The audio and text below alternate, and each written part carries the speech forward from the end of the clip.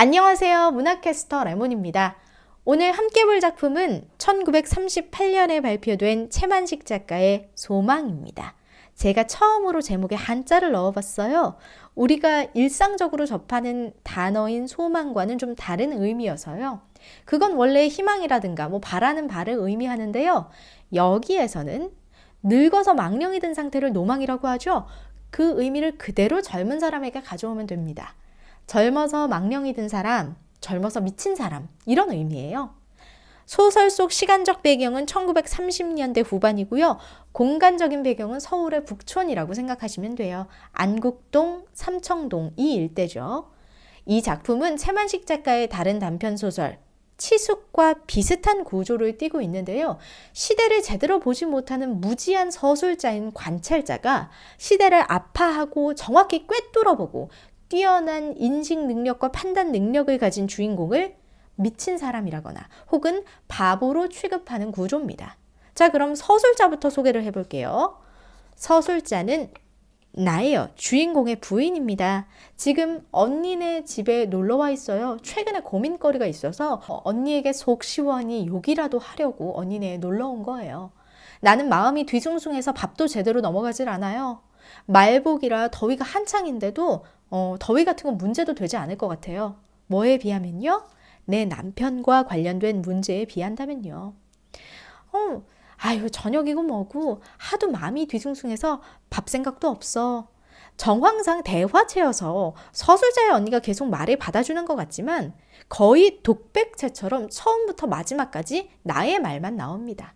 어쨌든 이 여자가 이렇게 고민을 하는 이유는요. 다름 아닌 내 남편 때문입니다. 내 남편이요.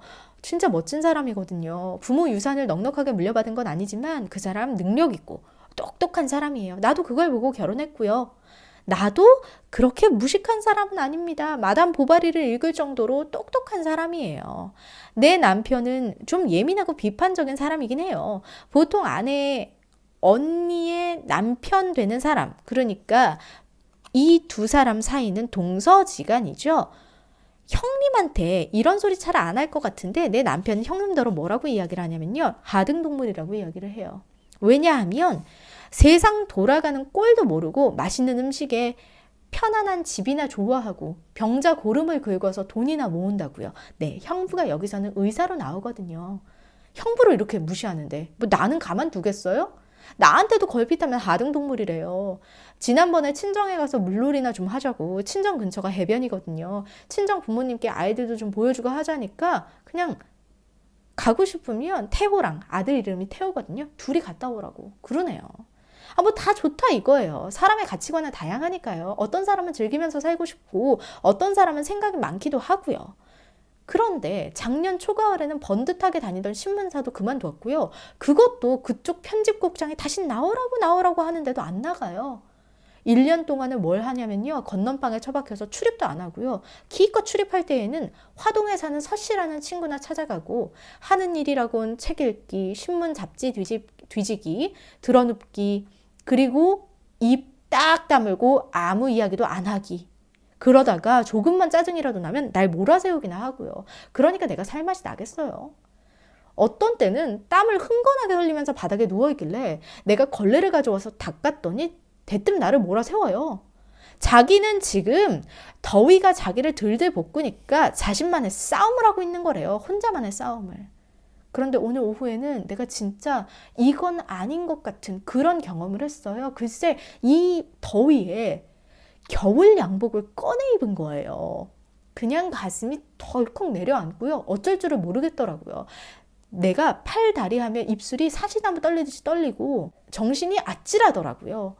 마당에 선 남편을 보면서 내가 소리를 쳤죠. 알고 보니 나 저 사람이? 이러니까 남편이 거기에서 우뚝 서서 나를 보더니 혼자서 웃어요. 더 무섭죠. 완전히 미친 것 같잖아요. 그런데 남편은 태연해요. 씩 웃기까지 합니다.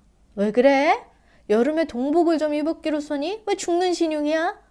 천민, 속물, 세상에 건조서는 데는 이렇게 태평이면서 옷 좀 거꾸로 입은 건 저렇게 하다냐? 이럽니다. 들어보니 종로에 다녀왔대요. 종로에를요. 그 더운 저고리에 좁게 모자까지 쓰고서 거기까지 걸어왔답니다. 한복판에 그리고 서 있었대요. 종로 한복판에요. 사람들 왔다 갔다 하는데 남들이 보고서 웃지 않습니까? 하고 내가 물으니까요. 속 모르는 소리 마라.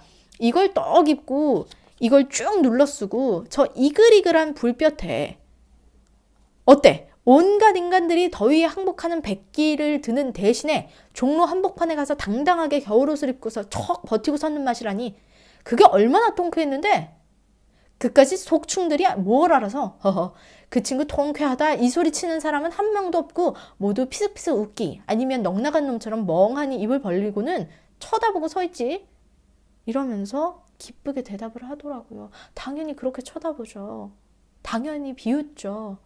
겨울옷을 입었으니까요. 한여름에. 나의 눈에는요. 이제 남편이 완전 미친 사람인 것 같아요. 그래서 어디를 두고 떠나지도 못해서 여기로 온 거예요.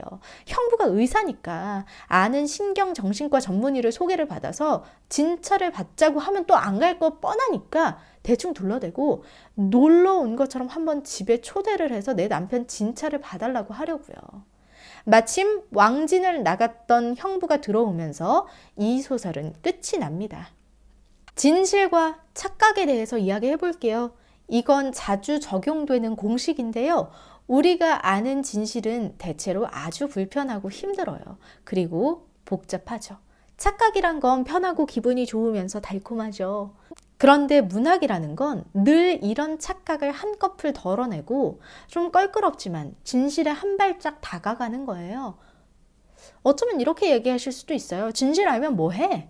미친 것처럼 8월에 양복을 입고 있는데 하면서요. 우리의 주인공이 하는 행동도 썩 좋은 대안은 아니라고 그렇게 생각하실 수도 있어요. 저도 그렇게 생각하고요. 그런데 그렇게밖에 할 수가 없었던 거죠.